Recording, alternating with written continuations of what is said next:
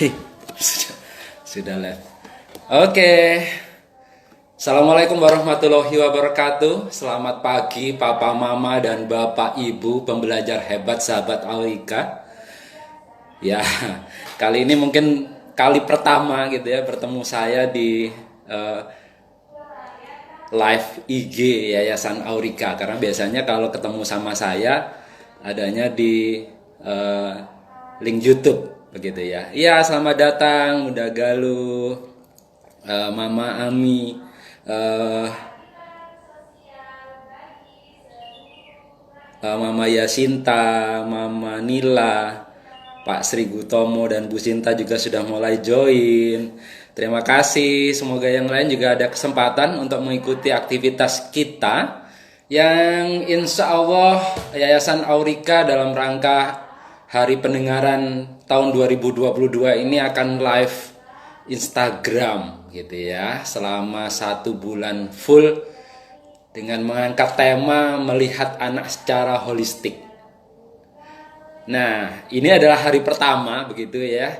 Jadi di tanggal 1 Maret kalau dibuat singkatan huruf gitu mungkin jadi indah ya. 10322. Iya.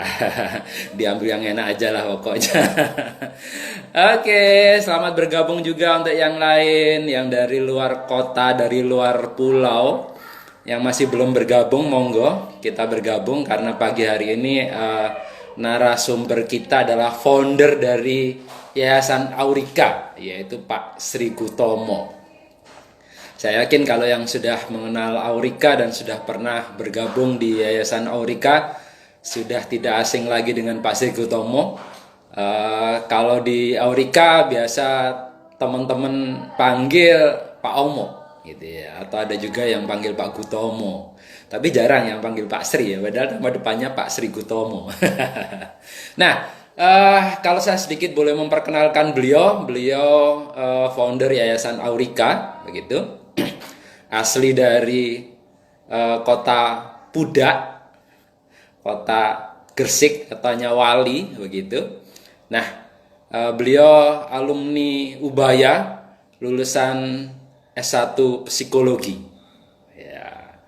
Jadi kalau berbicara tentang psikologi anak pasti tidak perlu diragukan lagi, dan pengalaman beliau juga di bidang audiologi. Beliau termasuk salah satu audiolognya Yayasan Aurika begitu ya. Jadi terkait dengan perkembangan anak-anak yang menggunakan teknologi pendengaran, beliau ahlinya di Yayasan Aurika. Baik, tanpa berpanjang kata, saya akan mengundang narasumber kita, Pak Sri Gutomo. Pak Sri Gutomo sudah ada? Tadi sudah muncul ya di atas. Iya, sambil menunggu kita lihat ini ada Mama Yulia, Mama Tias. Ya, halo. Ya. Jadi insya Allah kegiatan kita selama 1 bulan nanti akan disupport oleh UNESA, UNS, UNAIR, Universitas PGRI Argopuro Jember, Universitas PGRI Adubuana Surabaya, kemudian RSUD Dr. Sutomo, teman-teman Medel, teman-teman Kasum dan Koklear, teman-teman Nobel, teman-teman Irtek, dan tentunya tim Aurika gitu ya. Pak Sri Gutomo bisa join? Ya, assalamualaikum dari Kalimantan Selatan, dari Banjarmasin hadir ya. Wah, ini cucu saya juga ngelihat nih, Dira sama mamanya Galuh. Oke, ini Pak Sri Gutomo sudah bergabung. Saya coba gabungkan dulu beliau untuk bergabung di siaran langsung kita.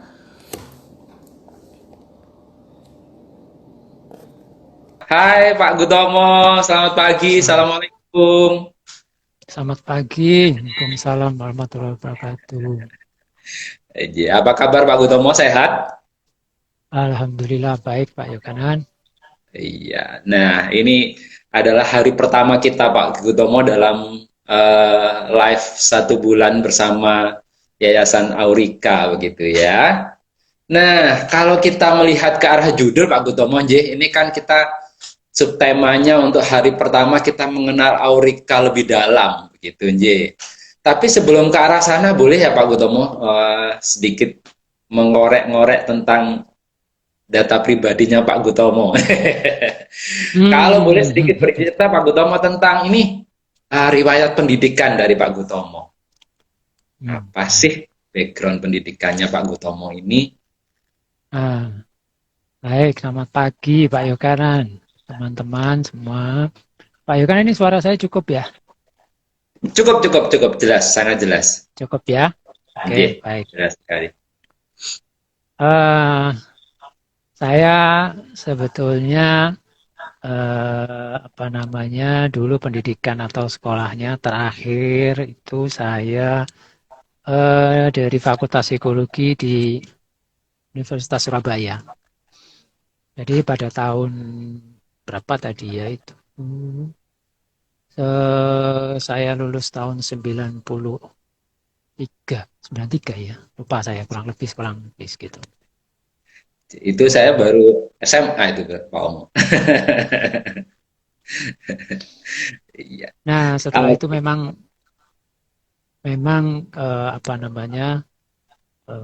pengalaman dan praktek itu memang berbeda dengan teori Pak Yokanan.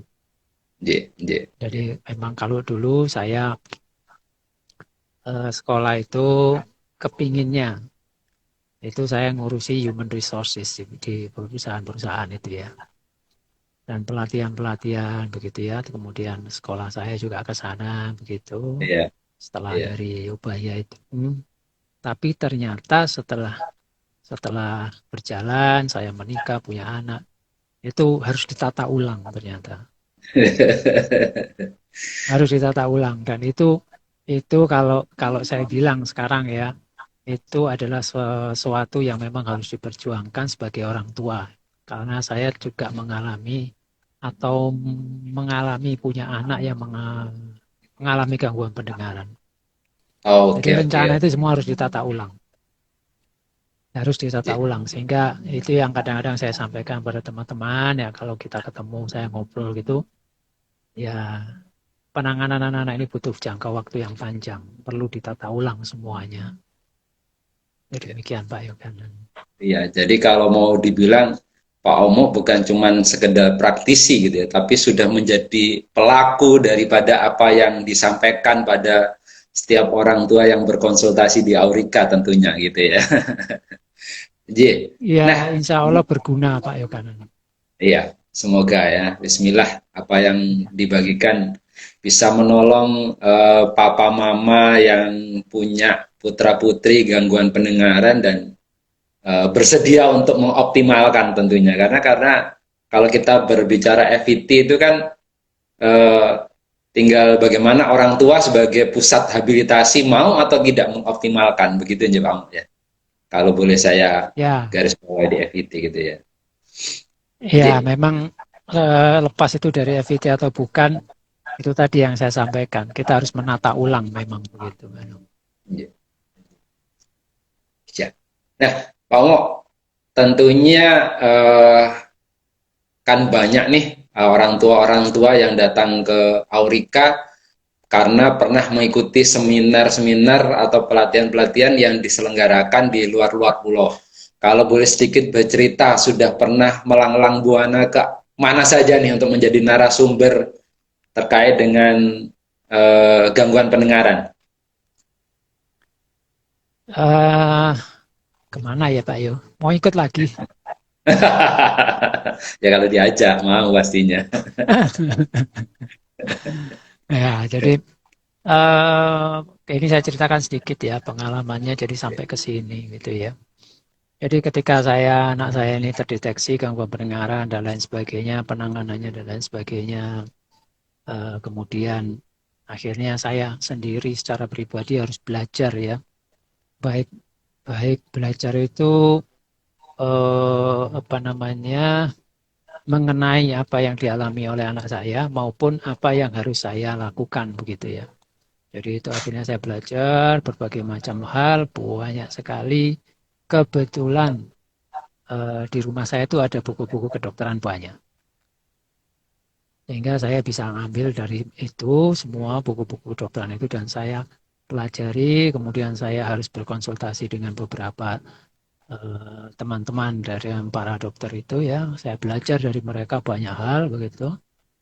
Kemudian saya juga harus mempelajari yang dalam tanda kutip audiologi itu di dalam kepala saya tidak ada sama sekali tadinya. Jadi saya harus belajar banyak sekali, baik itu di Surabaya, di Jakarta dengan teman-teman dari dokter itu, kemudian ketika saya ke Australia dan lain sebagainya itu ya.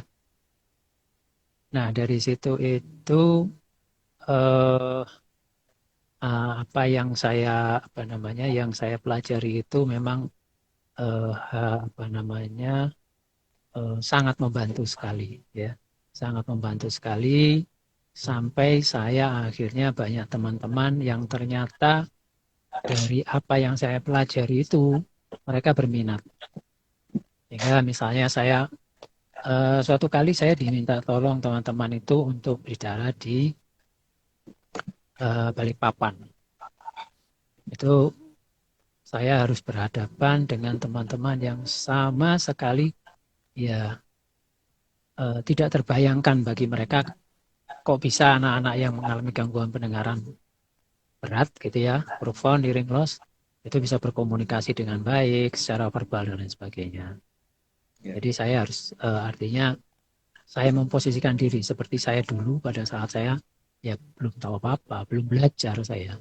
Pada saat saya mendapati anak saya pertama kali mengalami gangguan pendengaran, apa yang harus saya lakukan? Itulah yang saya tularkan kepada teman-teman yang itu, baik itu di Balikpapan, di Banjarmasin, Palangkaraya, di Riau, dan lain sebagainya, di Bali, dan ya di beberapa daerah di Indonesia begitu ya.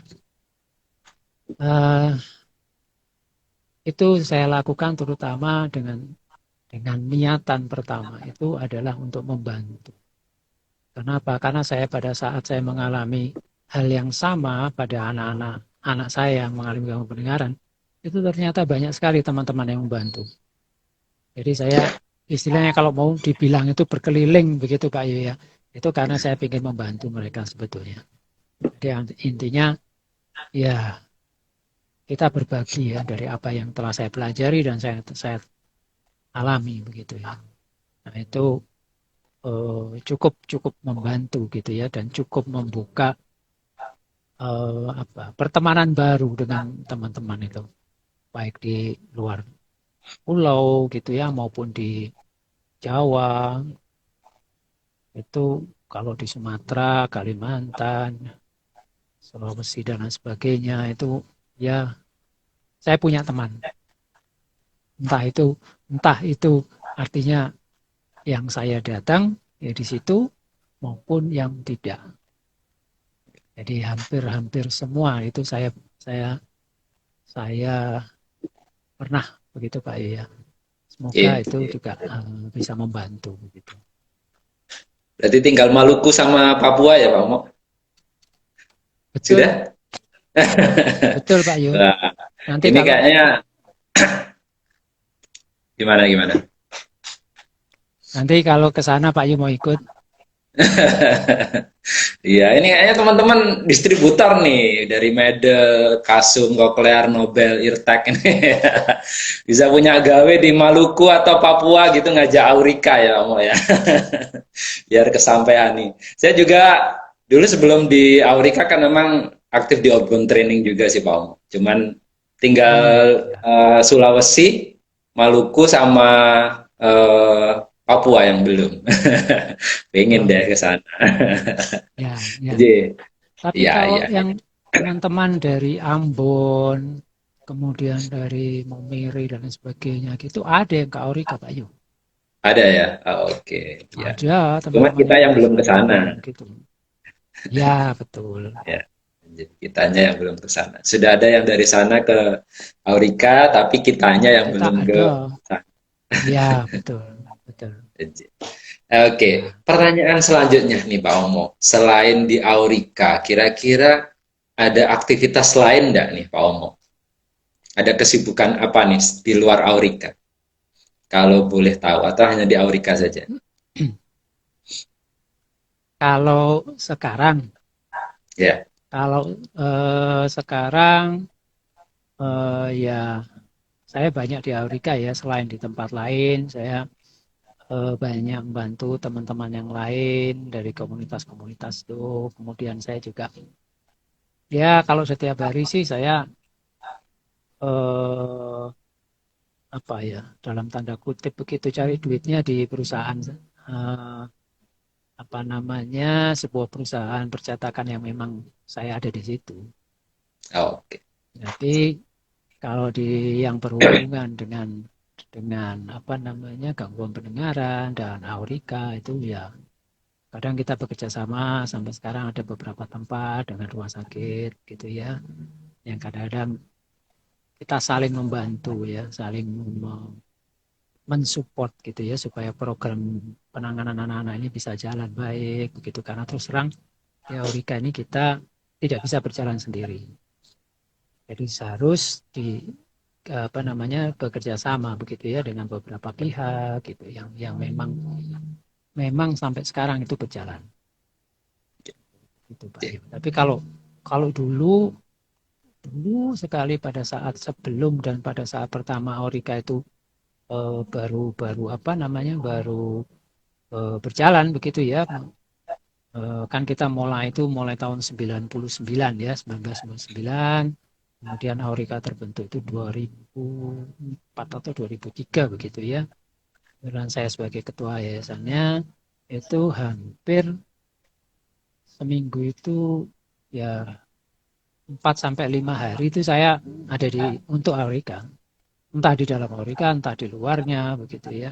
Karena kita perlu juga mengembangkan kerjasama dengan beberapa pihak gitu ya, supaya paling tidak itu kita bisa terbantu, karena kita nggak bisa jalan sendiri Pak Ayu, kanan kita harus Ya, bekerja betul. sama dengan orang lain Ya. gitu Pak Ayu.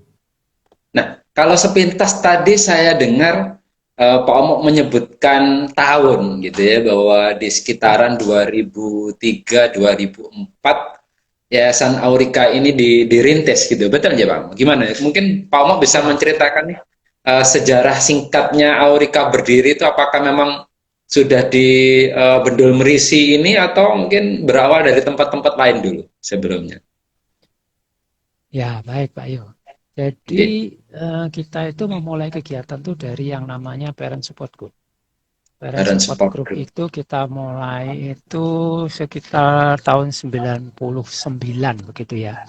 Oh, 99 99. itu kita memulai ya. Itu berupa pertemuan orang tua begitu ya, support kepada orang tua begitu. Ke itu baik kita lakukan di dalam lingkungan Rumah Sakit Dr. Sutomo, yang pada saat itu memang saya dan istri saya, beberapa teman itu diminta tolong untuk eh, apa istilahnya ya, membantu dalam apa ya namanya, apa ya, menangani atau berhubungan dengan para orang tua yang mengalami gangguan pendengaran yang ada di Rumah Sakit Dr. Sutomo bagian audiologi pada waktu itu. Iya, iya. Dan itu memang waktu itu Dr. Sri Sukesi itu meminta kami untuk membantu. Akhirnya kita sanggupi, eh, kalau nggak salah seminggu sekali hari Rabu itu, setiap itu kita ada pertemuan orang tua di situ juga. Nah, lama kelamaan ternyata para orang tua dan lain sebagainya itu bertanya, setelah kita tahu kalau anak itu bisa seperti yang dialami anak saya, penanganannya begini, terus kemana? Akhirnya semakin banyak pertanyaan begitu ya. Akhirnya saya berdiskusi dengan dokter Sidu Kesi, oh, ini dok, ini bagaimana ini kalau orang tua pengen juga ternyata supaya anaknya berkembang lebih baik. Oke, akhirnya dokter edukasi dan apa namanya, dari bagian audiologi pada waktu itu meminjamkan kepada kita sebuah ruangan untuk dipakai, baik itu kegiatan apa namanya pertemuan orang tua, konsultasi, yang akhirnya sampai ke habilitasi. Nah, namun karena waktu itu di Rumah Sakit Dr. Sutomo itu tidak bisa sampai sore pelayanannya. Karena yang kita tangani terutama adalah anak-anak yang bangunnya itu pagi, siang tidur, sore bangun lagi. Jadi kesempatannya kita tidak banyak. Ya. Akhirnya kita apa namanya berkonsultasi lagi dengan dokter Sukesi. Oke lah Pak, kalau gitu pindah saja kita ke tempat lain. Pindah ke tempat lain, diberikanlah ruangan prakteknya dokter Sri Sukesi pada waktu itu. Bisa kita pakai Oke. mulai pagi sampai sore sebelum dokter Sukesi berpraktek. Buka praktek. Nah dari situ terus berkembang, semakin berkembang, akhirnya tahun 2004 kalau nggak salah ya, saya agak lupa 2004 atau 2003 itu uh, dibentuklah Yayasan Aurika itu. Kenapa? Karena ternyata permintaan dari teman-teman ini beraneka ragam dan kita menghadapi apa namanya kondisi yang kita mengharuskan kita untuk bernegosiasi dengan katakanlah perusahaan, katakanlah kita harus masuk ke rumah sakit sebagai instansi dan lain sebagainya. Itu demikian. Akhirnya dibentuklah Yayasan Aurika itu. Ini dibentuk oleh para orang tua yang memang mereka mengalami atau mempunyai anak-anak gangguan pendengaran atau multiple handicap. Jadi gangguan pendengaran plus yang lain-lain gitu ya. Nah akhirnya terbentuk itu terus berjalan. Kita pertama sewa tempat Pak Yu di daerah mana itu namanya saya kok lupa, dekatnya rumah sakit waktu itu namanya masih HCOS Healthcare of Surabaya Inden. itu di daerah Nginden, betul di Ya, daerah Inden. Nginden. Di situ beberapa lama akhirnya kita pindah ke Margorejo. Di Margorejo beberapa lama akhirnya sekitar 2007 2013 kalau 2014. nggak salah ya, Ya, 2014 ya kita pindah ke Bendul Berisi sampai sekarang. Dan di Bendul Berisi ini memang akhirnya kita melanjutkan yang salah satunya adalah program sekolah ya. Yang tadinya kita memang apa namanya belum punya keinginan ke situ, tapi oleh para teman-teman dari Dignas pada waktu itu pertama, yang kedua teman-teman dari PKK Kota yang meminta kita untuk apa namanya membuka sekolah tingkat apa TK dan KB inklusi. Jadi akhirnya oke lah kita sanggupi. Oh, je. Oh, nggak dilanjut Pak ketemu. Ya, jadi itu ya tadi sampai mana Pak Yu ya? Jadi akhirnya Tadi kita harus terakhir, memenuhi ya, kebutuhan-kebutuhan ya, baik itu ya. dari sisi skill kita begitu ya, dari sisi apa namanya pendidikan begitu ya, bukan dengan hanya dari sisi habilitasi ya, tapi dari sisi pendidikan karena itu sesuatu yang sangat berbeda antara pendidikan dan habilitasi. Ya. Itu gitu Pak Yo kalau secara singkatnya sampai sekarang. Iya, jadi kalau kita sepintas tadi mendengarkan berarti berawal di RSUD Dr. Stomo, kemudian ke tempat kerja Dr. Sukesi di Inden, terus di Margorejo, terus terakhir sekarang berada di Bendul Merisi Utara, Ya, Gang 8 nomor 8. J.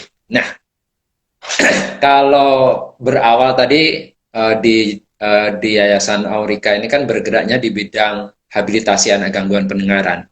Terus kemudian di 2014 mulai ada kelompok bermain dan TK begitu ya, taman kanak-kanak yang inklusi dengan program inklusi memberikan kesempatan anak-anak gangguan pendengaran berada bersama anak-anak yang reguler begitu ya atau normal teman ya. sebayanya. Nah, selain itu, adakah layanan lain Pak Omo yang saat ini dimiliki oleh Aurika? Jadi mungkin layanan-layanan apa aja sih yang ada di Yayasan Aurika saat ini gitu mungkin?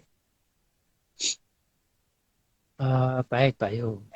Jadi Yeah. memang kita berawalnya memang dari penanganan anak-anak dengan gangguan pendengaran, begitu ya.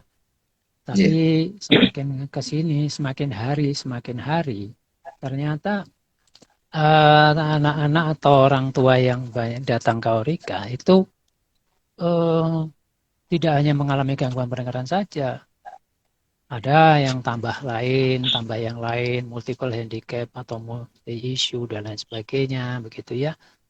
Nah, itu mengharuskan kita itu untuk belajar lebih banyak. Nah, itu yang menjadikan kita akhirnya harus belajar sana, belajar sini, harus semua kita pelajari gitu ya. Tidak menutup kemungkinan ada teman-teman yang bergabung. Nah, akhirnya selain gangguan pendengaran itu ada banyak juga teman-teman yang misalnya contohnya ya multiple issue itu ada yang dia dengan autism, ada yang dia dengan slow learner dan lain sebagainya begitu ya. Ada yang low vision dan lain sebagainya begitu ya. Ada yang dia eh, saya kok lupa itu eh, kalau biasanya teman-teman itu di bahasa ada di Indonesia banyak yang menyebutkan apa itu Pak Yun namanya saya kok lupa rambutnya putih di depan gitu itu Waardenburg syndrome dan lain Oh, sebagainya gitu ya. Jadi akhirnya kita belajar banyak hal dari situ. Kita belajar banyak hal dari teman-teman yang lain begitu ya, baik itu dari para ahli, teman-teman di bidang medis, di bidang pendidikan begitu ya. Akhirnya kita juga menyelenggarakan tambahan-tambahan begitu ya, yang diperlukan oleh mereka-mereka ini. Jadi baik itu misalnya sensori integrasi begitu ya. Kemudian ada yang oral motor terapi dan lain sebagainya begitu. Kita harus melihat anak itu secara holistik. Yang dibutuhkan apa? Itu demikian. Itu salah satunya adalah begitu. J.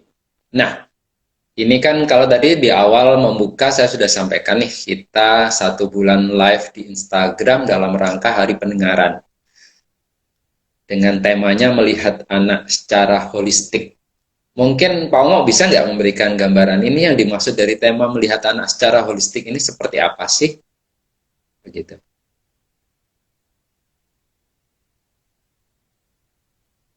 Halo?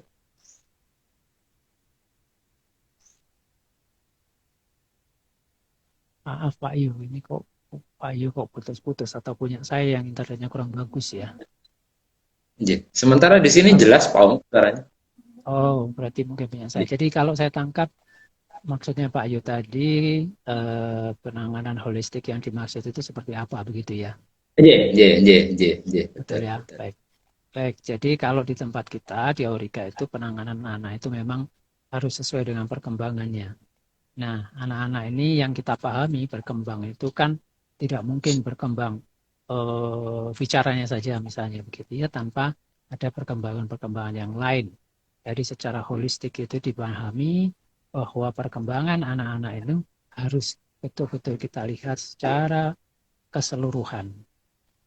Nah, penanganannya juga harus dilihat secara keseluruhan gitu. Jadi kalau misalnya saya kasih contoh begini, ada anak-anak yang datang ke tempat kita mengalami gangguan pendengaran. Oke, baik. Tapi kok progresnya, kemajuannya tidak bagus, gitu ya. Kita akan mengevaluasi tidak hanya dari sisi pendengarannya saja, atau dari sisi kalau harapan orang tua anak bisa berbicara dan lain sebagainya, itu yang diukur oleh mereka. Tapi kalau kita mengevaluasinya, itu juga akan kita lihat apakah ada gangguan-gangguan yang lain, gitu ya. Mungkin gangguan psikologis atau mungkin hambatan-hambatan di bidang kesehatan, gitu ya. Atau mungkin malah eh, yang paling banyak terjadi di Indonesia ada penyimpangan-penyimpangan atau pola asuh yang tidak sesuai, yang kurang mendukung. Nah, ini juga akan kita lihat ke situ dulu. Kenapa? Karena itu akan menentukan progresnya itu akan menentukan bagaimana seorang anak ini berprogres uh, uh, ke depan dengan gangguan pendengaran yang sudah jelas-jelas teridentifikasi. Gitu ya. Kalau gangguan yang lain kadang-kadang kita itu tidak teridentifikasi. Tapi yang segera teridentifikasi itu gangguan pendengaran. Kenapa? Karena ada yang kalau teman-teman di medis itu punya program namanya newborn hearing screening dan lain sebagainya. Jadi bayi lahir itu bisa diketahui apakah dia mengalami gangguan pendengaran atau tidak dan lain sebagainya. Apakah orang tuanya atau ibunya itu mengalami risiko tinggi untuk mengalami anaknya mendapati gangguan pendengaran dan lain sebagainya. Itu secara medis teman-teman itu sudah lebih bagus daripada zaman-zaman yang dulu sekali. Tetapi tetap saja perkembangan anak itu harus dilihat secara keseluruhan, gitu ya. Baik dari medisnya, kalau audiologinya, kalau psikologinya, dan lain sebagainya. Contohnya satu lagi, kalau ada anak-anak yang memang dia pola tidurnya kacau gitu, yang paling banyak kita lihat. Anak saya ini tidurnya itu jam 1 malam, Pak. Jam 2 malam, dan lain sebagainya. Pasti ini ada sesuatu hal yang tidak beres kan, gitu ya. Kenapa? Iya. Karena anak-anak itu apa namanya, kalau memang tidak ada sesuatu yang mengganggu, pasti rutin polanya. Jam 7 ngantuk dan lain sebagainya gitu ya. Sama dengan kita lah begitu. Ada rutinitas yang kita jalani. Kalau itu menyimpang berarti ada sesuatu yang berubah dan itu harus dicermati.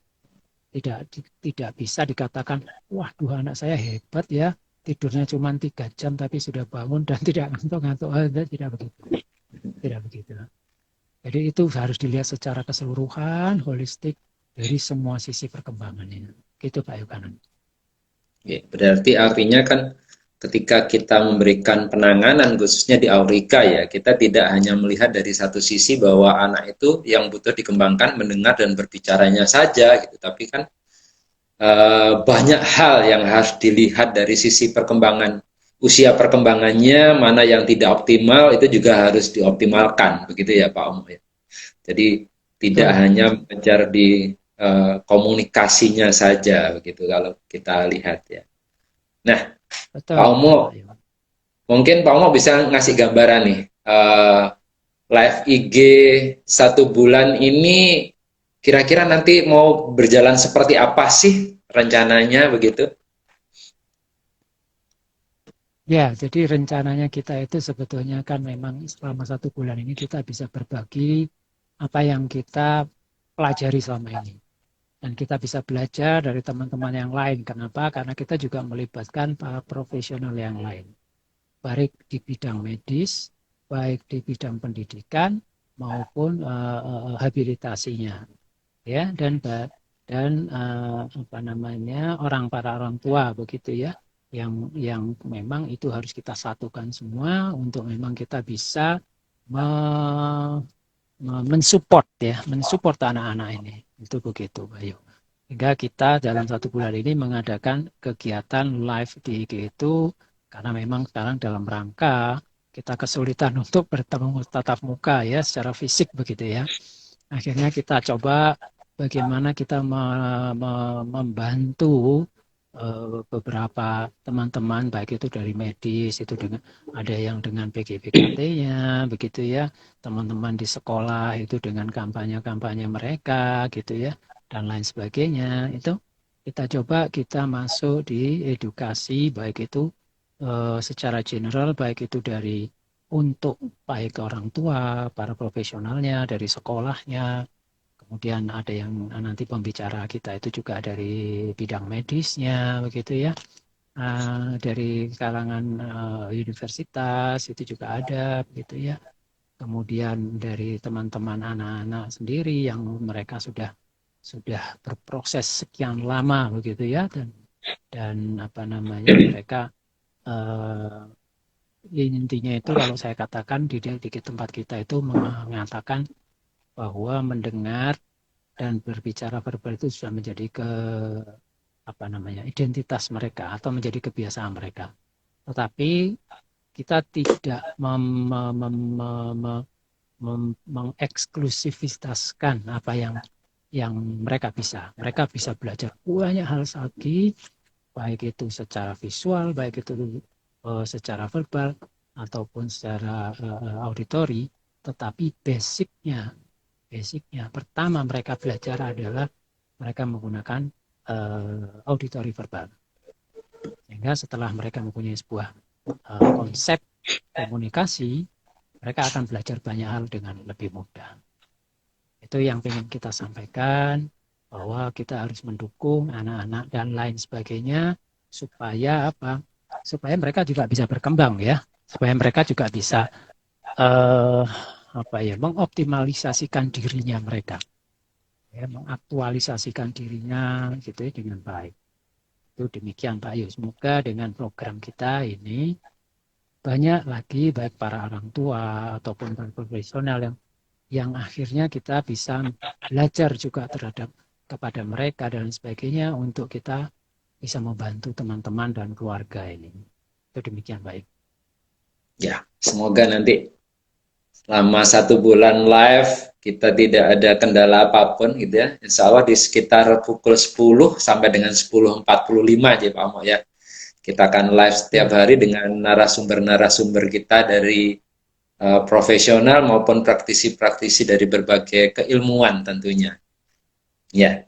Nah, Pak Omo, kalau ada istilah yang sedikit berbeda saya kenal di Aurika karena ini kan istilahnya mengenal Aurika lebih dalam gitu ya. Jadi saya ingin mengorek selain acara kita ini Aurika menggunakan istilah gangguan pendengaran begitu ya di anak-anak kita. Sementara di bahasa-bahasa akademik maupun bahasa-bahasa yang kita kenal di luaran itu menyebut dengan istilah anak tuli, anak tunarungu begitu. Kenapa kok di Aurika menggunakan istilah anak gangguan pendengaran? Kira-kira ada maksud tertentukah gitu kok Aurika menggunakan istilah anak gangguan pendengaran? Jadi begini Pak Yo, kita menggunakan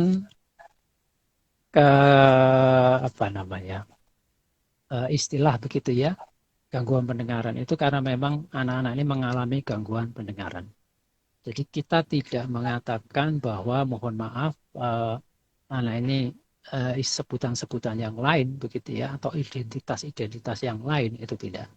Karena apa? Karena anak-anak itu nanti kita mengharapkan mereka bisa melebur ke semua sisi, ke semua lapisan masyarakat. Ya, dengan bahasa yang mereka punyai, mereka bisa belajar banyak hal, baik itu katakanlah mereka berkomunikasi menggunakan komunikasi verbal mereka gitu ya, mendengar mereka itu dengan teman-teman yang mereka mempunyai tidak mengalami gangguan pendengaran begitu ya, maupun dengan teman-teman mereka yang mereka mengalami gangguan pendengaran namun mereka tidak menggunakan metode komunikasi verbal. Mereka menggunakan bahasa isyarat misalnya begitu ya, atau manual komunikasi begitu. Mereka akan tidak mengalami kesulitan. Karena apa? Karena mereka juga bisa belajar, gitu ya. Sehingga gangguan pendengaran itu sesuatu bagi kita yang dialami tetapi tidak merupakan identitas. Karena identitasnya ya dia manusia biasa. Sama dengan saya pakai kacamata, apakah saya dikatakan apa istilah sebutannya? Tidak, karena apa? Saya memang mengalami gangguan pendengaran. Dan anak-anak pun juga mengalami gangguan pendengaran dan akan dioptimalisasikan kemampuannya itu dengan alat bantu dengar yang mereka pakai nantinya, itu demikian. Sehingga dengan penggunaan itu komunikasi verbal akan lebih mudah disampaikan ya. Kemudian tidak bertentangan dengan apapun juga. Kenapa? Karena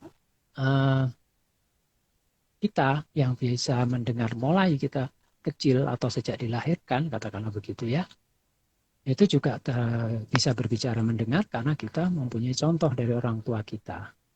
Jadi kita juga tidak menentang apapun juga. Kita tidak merubah segala sesuatu. kita hanya mengoptimalisasikan kemampuannya dia. Dan nantinya ketika dia sudah berkomunikasi secara verbal dan mendengar, apakah identitas gangguan pendengaran itu akan melekat kepada dia? Menurut saya belum tentu juga. Kenapa? Ketika dia menggunakan alat bantu dengarnya, dia tidak menjadi tidak mendengar gitu ya, dalam tanda kutip. Dia akan mendengar dengan baik karena mendengar sudah menjadi kebiasaan hidupnya gitu. Nah, ketika alat bantu dengar tidak dipakai, apakah dia mengalami gangguan, dikatakan mengalami gangguan pendengar? Iya, mereka tetap mengalami gangguan pendengaran. Sehingga itu bukan merupakan sebuah identitas, gitu ya. Itu merupakan apa namanya, ya kondisi yang memang harus diselesaikan. Itu begitu Pak Yogan. Ya. Oke, ini ada pertanyaan Pak Omo. Aurika itu punya cabang nggak sih Pak Omo? Gitu, selain di Surabaya. Enggak Pak Yo.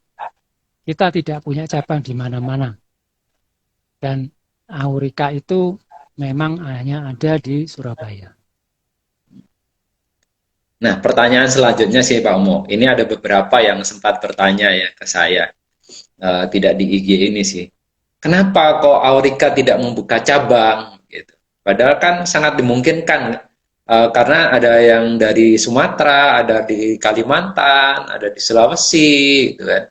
Kenapa kok Aurika nggak buka cabang saja di sana, Pak Yo? Saya ditanya begitu, gitu. Kira-kira saya harus jawab apa nih, Pak? Ini Pak Yo, kita memang di Aurika ini tidak buka cabang, tapi kita siap membantu dimanapun juga teman-teman membutuhkan kita. Itu ini jawaban singkat saya begitu Pak Yo. Kita siap, selalu siap untuk membantu. Itu begitu Pak Yo. Jadi meskipun kita tidak ada di mana-mana, tapi kita siap ada di mana-mana, gitu ya Pak Omo ya. Kira-kira begitu Pak Yoganan. Ya, insya Allah kan itu dengan layanan kita ya, layanan kita yang ada kelas FPT online ya. Di kelas FPT online kita bisa membantu banyak dari semua daerah pun di mana ingin belajar dengan Yayasan Aurika tentunya. Nah, Pak Omo, kira-kira apa sih harapan Pak Omo sebagai founder dari Yayasan Aurika ini untuk perkembangan Aurika ke depan? Baik, terima kasih. Kita sebetulnya dari Aurika itu kepingin juga bisa membantu lebih banyak lagi Pak ya. Kita untuk itu sebabnya kita bekerja sama dengan banyak pihak gitu ya. Kita bekerja sama dengan teman-teman, kita bekerja sama dengan profesional yang lain dan sebagainya. Itu untuk kita supaya untuk mengembangkan pelayanan ini supaya apa banyak anak-anak yang bisa terbantu dengannya begitu ya. Supaya apa perkembangan atau performance anak-anak ini cukup bagus begitu ya dan mereka bisa mengoptimalkan potensinya dan mencapai cita-citanya begitu baik itu karena kita tahu ya anak-anak yang mengalami gangguan pendengaran itu ya kalau dia dilatih pasti mereka optimal begitu sehingga kita tinggal melatihnya inilah yang disesuaikan oleh sebab itu saya di awal tadi saya katakan kalau kita mempunyai anak dengan gangguan pendengaran ataupun multiple handicap begitu ya, multi issue dan lain sebagainya atau gangguan penyerta dan lain sebagainya, itu kalau saya harus ditata ulang. Yang harus ditata ulang apanya? Kitanya. Nah, itu yang kita coba kalau dengan program kita yang parents group atau parents pertemuan orang tua begitu ya komunitas kita itu yang coba kita tularkan kepada mereka bahwa ini memang harus disadari harus ada penataan ulang gitu ya selain dari program-program yang lain misalnya habilitasinya begitu ya karena habilitasi itu yang terutama skill kita itu harus ditambah tapi skillnya orang tua itu juga harus ditambah salah satunya dengan pertemuan orang tua dan lain sebagainya, komunitas di tempat kita dan lain sebagainya. Itu harapan kita bahwa memang dari berbagai macam program yang kita punya itu kita bisa berkembang jauh lebih banyak untuk membantu teman-teman untuk berperan serta mengoptimalkan begitu ya anak-anak ini. Itu Pak Yu. Nggih, nggih, nggih. Nah, satu pertanyaan terakhir Pak Omo sebelum kita mengakhiri dari sesi live IG hari yang pertama ini. Eh, Kira-kira kenapa kok yang selalu ditekankan adalah orang tua di penerapan pembelajaran FET? Kira-kira memang Baik. ada yang spesifikkah bahwa itu memang harus orang tua gitu sebagai motornya atau bagaimana Pak? Ya, jadi memang kalau saya tidak mengatakan spesifik dari sisi auditory verbal terapinya ya, tetapi saya Nggih. secara keseluruhan garis besarnya bahwa penanganan anak-anak itu memang semua kembali kepada orang tua. Kenapa? Karena sebagian besar waktunya anak-anak itu adalah bersama orang tua. Jadi otomatis mereka akan melihat perlakuan orang tua. Dan jangan lupa proses belajarnya anak itu bukan penalaran. Seperti kalau gampangnya saya kasih contoh. Kalau ada anak kecil, begitu ya, ada nyamuk lewat.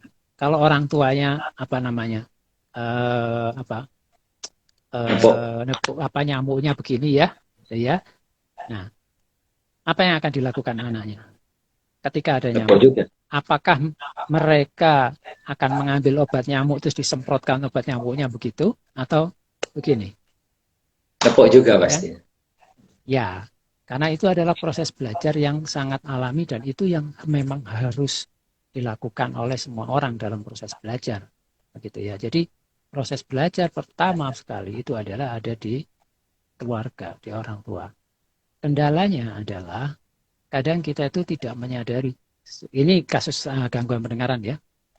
Saya tidak menyadari kapan saya belajar berbicara.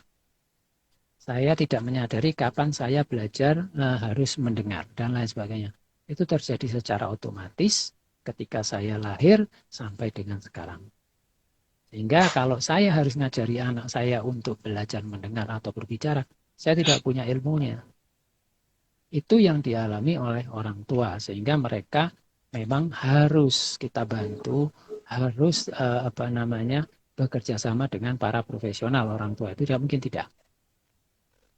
Banyak sebab-sebab, misalnya ada orang tua mereka karena kesibukan ya, karena ke informasi yang belum sampai dan lain sebagainya. Itu yang akhirnya perkembangannya tidak menjadi bagus putra-putrinya. Sehingga apa? Sehingga memang eh, apa namanya peran dari profesional itu sangat-sangat dibutuhkan. Baik itu di bidang medis, di bidang habilitasi atau terapi, ataupun di bidang pendidikan dan lain sebagainya. Ya, aduh, ada kendala di sinyal lagi. Bahwa eh, orang tua ini sangat penting dan memegang peranan yang ya Pak Yu, Nggih. putus lah, Iya, sempat terputus tadi sebentar. sempat terputus. Oke, Iya, jadi sempat. saya tambahkan sedikit, memang apa namanya peran orang tua ini sangat penting karena memang proses belajar itu adalah ada di lingkungan terdekat, di lingkungan terdekat. Jadi kalau ada yang sering saya alami itu orang tua bertanya bahwa anak saya itu kalau belajar sama saya kok nggak mau Pak ya. Pertanyaan saya selalu kembali lagi. Mohon maaf, saya bukan mau menyalahkan atau apa. Cuman logika pertanyaan saya itu adalah kalau itu anak saya ya harus ikut saya. Kalau sampai dia niru orang lain berarti anaknya siapa toh? Ini kan begitu Pak Yuran. Ada kan yang begitu, kadang-kadang kita itu lupa. Ada anak yang nakal sekali, katakanlah dalam tanda kutip. Nakal ya itu bukan artinya sesuatu yang jelek ya, belum tentu itu. Itu kita kadang-kadang ini anaknya siapa tuh ya, ya kan begitu kadang-kadang tuh. Ya jangan lupa ya itu anak saya kan begitu. Ya harus ikut saya, tidak boleh tidak gitu. Itu begitu Pak ya. Jadi memang peran orang tua itu sangat sangat sangat sangat penting. Oke, terima kasih Pak Omo untuk waktunya dan di penghujung acara Pak Omo karena ini adalah hari pertama gitu ya. Ibaratnya kalau di acara seminar itu adalah sesi pembukaannya. Jadi mungkin Pak Mo bisa menyampaikan statement pembuka ya gitu. Jadi biar acara 1 bulan live talk di Instagram bersama Yayasan Aurika ini resmi dilaksanakan. Begitu. Mau nggak Pak Mo? Baik, terima kasih Pak Yoganan. Terima kasih teman-teman di Aurika juga yang sudah menyiapkan. Kemudian teman-teman yang juga sudah sangat sibuk, bapak-bapak atau ibu-ibu teman-teman semua yang terlibat atau yang sekarang lagi live on juga begitu ya. Ini hari pertama kita melakukan acara ini ya, apa namanya live di Instagram ini dalam rangka Hari Pendengaran gitu ya, tahun 2022. Dan ini kita pilih selama 1 bulan tiap hari ya kita apa namanya akan live di IG. Hari pertama ini memang saya kebagian sama teman-teman diminta untuk ngomongkan, kemudian menyampaikan sedikit sekelumit sekali tentang Yayasan Aurika. Nah, saya harapkan hari-hari ke depan yang tanggal 2, 3, 4 dan seterusnya sampai akhir bulan kita bisa belajar bersama, kita bisa mengikuti apa yang disampaikan dari teman-teman, baik itu dari para profesional medis, dari pendidikan, universitas dan lain sebagainya gitu ya, untuk kita belajar bersama. Semoga dengan program ini kita bisa mendampingi putra-putri kita dengan baik, dengan lebih baik, dengan apa namanya bantuan dari sana-sana sini dan lain sebagainya. Dengan ini semoga kegiatan ini kita bisa apa namanya selenggarakan gitu ya dengan baik, bisa bermanfaat banyak dan berguna banyak untuk banyak orang dan siapapun juga. Demikian Pak Yoganan, semoga acara ini bisa berlangsung dengan baik. Bismillahirrahmanirrahim, semoga semuanya bisa mendapatkan manfaatnya dan kita bisa membantu. Siap. Terima kasih Pak Sri Kutomo untuk waktunya. Semoga hari-hari ini akan menjadi hari-hari yang cerah gitu ya, meskipun mendung di luaran. Jadi ini ada pertanyaan, mulai hari apa, jam berapa, jadi selama 1 bulan di bulan Maret ini adalah hari pertama, jadi nanti besok, lusa, dan seterusnya sampai dengan tanggal 31 Maret, insya Allah Aurika akan menyelenggarakan live di Instagram gitu ya, dengan tema-tema yang berbeda setiap harinya, dengan narasumber-narasumber yang hebat dari para profesional, baik dari kalangan medis, dari kalangan akademisi, dari psikolog, maupun dari praktisi FET dan Bunda Panda di TK Aurika. Nah, sekali lagi mungkin saya sampaikan bahwa kegiatan kita ini disupport oleh Universitas Negeri Surabaya, Universitas Negeri 11 Maret Surakarta, UNER, Universitas PGRI Argopuro Jember, Universitas PGRI Adibuwana Surabaya, RSUD Dr. Sutomo, Medel, Kasum Koklear, dan Nobel dan Irtek. Gitu. Terima kasih banyak untuk rekan-rekan yang sudah berkenan support untuk Yayasan Aurika dalam menyelenggarakan 1 bulan live di Instagram ini. Semoga ilmu-ilmu yang nanti dibagikan selama 1 bulan ini akan bermanfaat semua untuk Bapak Ibu, seperti yang tadi sudah disampaikan oleh Pak Omo sebagai harapan dari kegiatan kita ini. Terima kasih, saya sebagai host mohon maaf apabila ada kata-kata yang kurang tepat selama mendampingi dan membawakan acara. Sampai bertemu besok di pukul 10 yang sama, insya Allah dengan materi habilitasi anak gangguan pendengaran. Terima kasih Pak Gutomo, sampai bertemu di sesi-sesi berikutnya. Saya akhiri. Saya akhiri. Wassalamualaikum warahmatullahi wabarakatuh.